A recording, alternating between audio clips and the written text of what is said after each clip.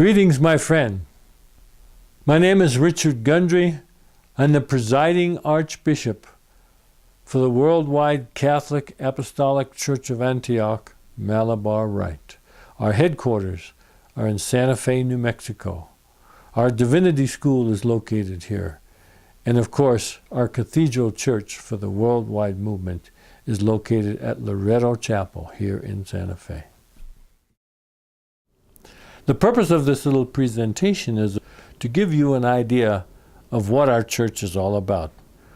Starting off, of course, with a little bit of history. Now, our particular branch of the Greater Church Catholic was started by Herman Adrian Spruitt, who was a Methodist minister. And he retired from the Methodist ministry in 1951 because he wanted to ordain women to the priesthood, and at that time they didn't ordain women to their ministry. He found another independent Catholic church called the Liberal Catholic Church, and it's headquartered in Ojai, California. He studied with them and he was involved with their organization for a while, and he actually became consecrated a bishop by the Liberal Catholic Church. And that's where he received his apostolic succession. Apostolic succession is an unbroken line of bishops doing the laying on of hands going back to Christ and the apostles. Herman actually accumulated other lines of apostolic succession through his career, but he started with the main lines through the Liberal Catholic Church. He was our worldwide leader for many years until he finally retired in April 21st, 1991. At that point, his wife, Mary Louise Spruitt, became the matriarch, the worldwide leader of our church. She led our church for many years until she announced her retirement September 20th, 2005. At that point, I became the worldwide leader of our church, and I was formally elevated to the position of patriarch to presiding archbishop on February 19th, 2006. Humbly, I've been serving in this position since then. The reason why I personally was attracted to the Church of Antioch, my background was Episcopalian, and then I was involved in a metaphysical group for many years, and then I went back to traditional worship services, and I found that through my metaphysical awakening and teachings, that the sacraments became alive for me, much more alive than they ever had been before. And I found this particular church allowing me to do my independent thinking, allowing me to give some freedom in worship and freedom in how I express myself religiously, and yet being centered on Jesus the Christ and the Christian teachings. That's basically our history, except to say that our ancient history goes back 2,000 years, of course, to Christ and the apostles. Now, the most typical question that our priests get asked is, well, what's the difference between you and the Roman Catholic Church? In truth, there are thousands of independent Catholic churches. Our church is very liberal. The way that we practice today is that we embrace those parts and some of the traditions of the Roman Catholic Church that are meaningful to us at this time and that can serve us and help us in this day and age. But yet there's parts of the Roman Catholic tradition that we don't embrace at all. Bless them. We, of course, follow the 7 sacraments. We use the 7 sacraments, and we interpret those sacraments in a very liberal way.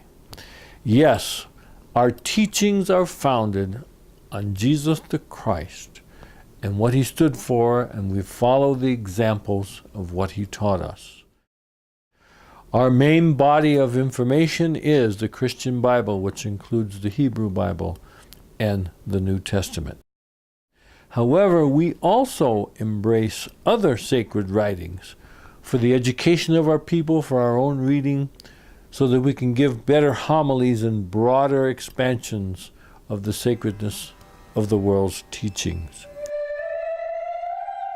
We are very much open to some of the critical material that has been written recently by the biblical scholars from the divinity schools, such as the libraries that were discovered at Nag Hammadi and other ones. We are open to understanding those for whatever those writings will bring to us to help us understand ourselves and our spirituality. We are very much open to freedom of interpretation of the Bible. We read the Bible, we study the Bible, but we have the freedom to interpret those things not in any dogmatic way, but we interpret those things in a way that's meaningful to us and to today's world.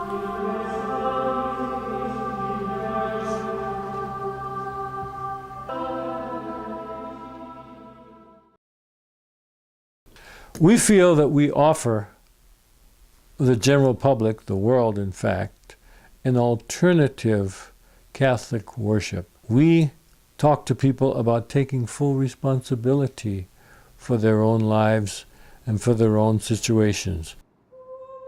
We don't tell people this is what you must do to live your life. What we do through the reading of the Gospels and through the celebration of the Mass and the teachings, we encourage people to follow the examples of sacred writings, but take full responsibility for their own lives. That they should understand who they are and what they're all about, and be true to themselves in terms that we would say recognize the Christ that is within everyone. The type of people that find themselves attracted to our churches are thinking people, people who want to think for themselves. They want to make their own decisions about their own life. Yes, we do guide people spiritually with spiritual principles and axioms, but the individual must take them into their consciousness in their own way. In the final analysis, each person has to take responsibility for the creation of their own life and their own situations in this life. Some of the aspects of our church that are very liberal are, of course, we ordain women to the priesthood. Priests can be married, and our altars and our orders are open to all humanity, regardless of background, culture, religion, sexual orientation. We're not limited in any way. We feel that Jesus the Christ did not exclude anyone, and we do not exclude anyone. We also have our own divinity school called Sophia Divinity School. It was founded in 1957 by Archbishop Wadley and Herman Adrian Spruitt. Our divinity school has been operating in one form or another continuously since 1957.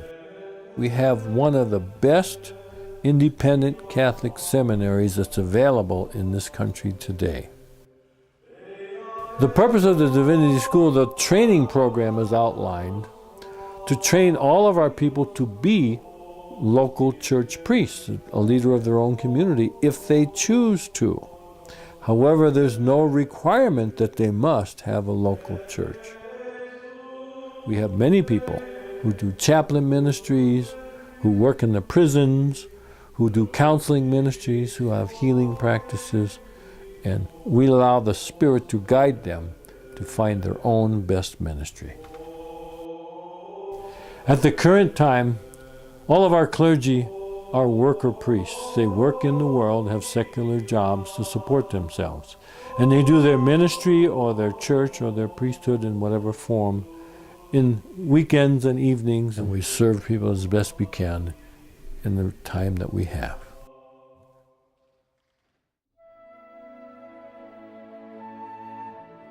We have people in our church that are very conservative. We have people in our church who are middle of the road, and we have people in our church who are very liberal. There's people that are very esoteric. There's people that are very traditional. But all points of view and all forms of worship are honored and respected by all of our clergy. Because of the liberal nature of our church, each individual priest runs their local church according to their background and their tradition. We are open to the gamut. We have some people that celebrate the Holy Eucharist and all sacraments in a very Catholic way, almost reflecting but not duplicating the Roman Catholic Church.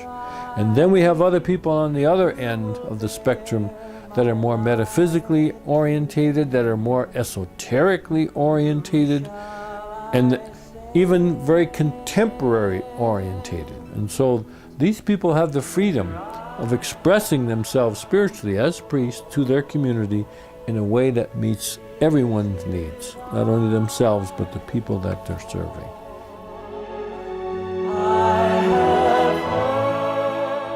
We find that in the variance of all of our communities, the congregations that are in the churches are a reflection of the priest himself and his background and who he is and what he's all about, him or her. We actually emphasize the divine feminine in many of our churches.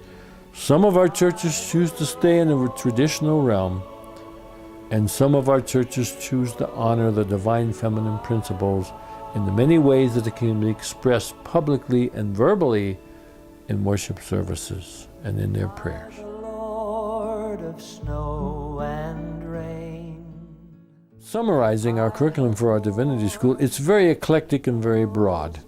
There's courses on Kabbalah, there's courses on Buddhism, on Sufism, there's courses on ethics, Christian history, the whole gamut, as well as, of course, church development and church management. The sacraments would cover all church worship.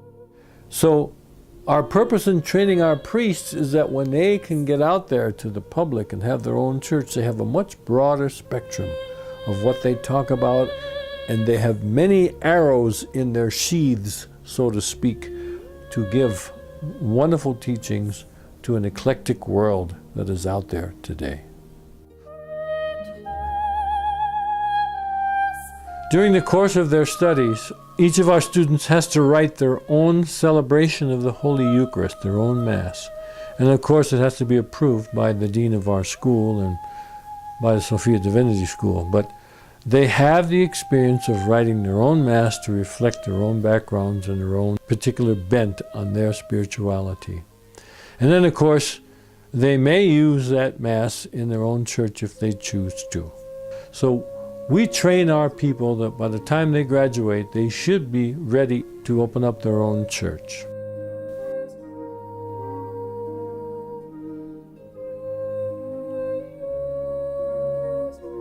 We find that some of the people who are attracted to our priesthood have had a previous call with other religious groups, and they've had previous spiritual experiences in their lives that are drawing them to this priesthood. But we also find that some of the people who are attracted to our priesthood are spiritually orientated people who want to expand to a higher level of consciousness and live the life of serving others. Our church is all about serving the Christ in you. Namaste. We recognize the Christ in you. And that is our function as priests, as bishops.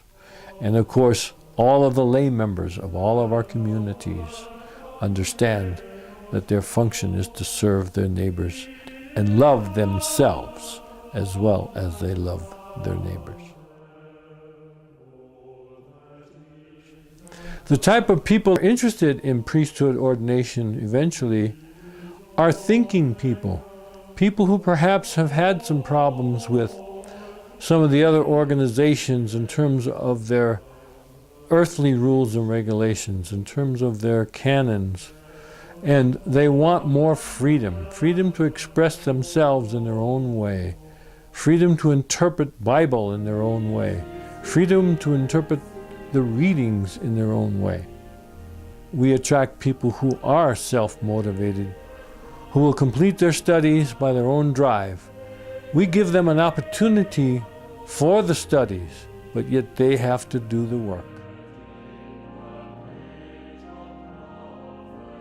We do have some earthly rules and regulations called canons or policies.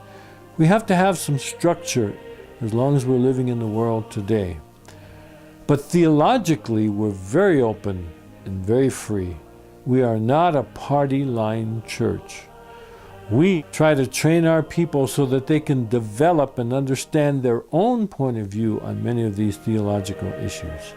And what we really want is a person who can speak for themselves from their point of view. Even though we have canon laws to help guide us as we manage our church, actually, as a community, we don't want to become too dogmatic, getting involved in the letter of the law. We really want our own hearts and our own feelings to come out. Yes, we have to have some guidelines, but in the long run, the leadership of our church speaks from our hearts, from what is humanly and spiritually best for all of us.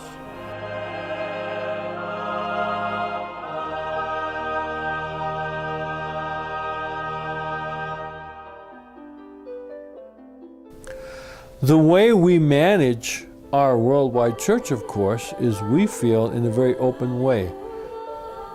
Even though all authority is vested in my office, I consult with my bishops. We talk about the issues of our church, and after I receive feedback from these bishops, I do make a final decision based upon what the feedback is from these bishops and priests. Of course, I'm open to the opinions of the lay people, of the priests and the bishops, but they're all consulted so that we can have an open feeling about our decisions that are finally made, reflecting the feelings of the people. All of us as community get together. We have an annual convocation every year, but we get together and discuss the issues of the church. And then somehow, with leadership, we try to find a balanced common ground for these issues, rather than coming from a dogmatic point of view on things. In conclusion, I would like to say that the Church of Antioch is a wonderful church for heart-filled, spirit-filled people who want to think for themselves. My own life experiences, of course, I found a community, a spiritual community, that I can live with, that is not going to entrap me with a bunch of rules and regulations. I found that I could express my heart and have my true feelings. And if I were to have a perfect world, my perfect world would be that everyone understands that we're all at oneness with each other, that we're all connected on a spiritual level. The seen and the unseen world are all one. And in that one, there's a basic love, and that is to love each other as Jesus Christ said, "As I have loved you." And so that the perfect world would be where we can just live together in peace and harmony and love. So I encourage you to consider the Church of Antioch on any level, visiting one of our local churches, which you can find through our website, or actually considering studying for our priesthood through Sophia Divinity School. I thank you for listening to me today.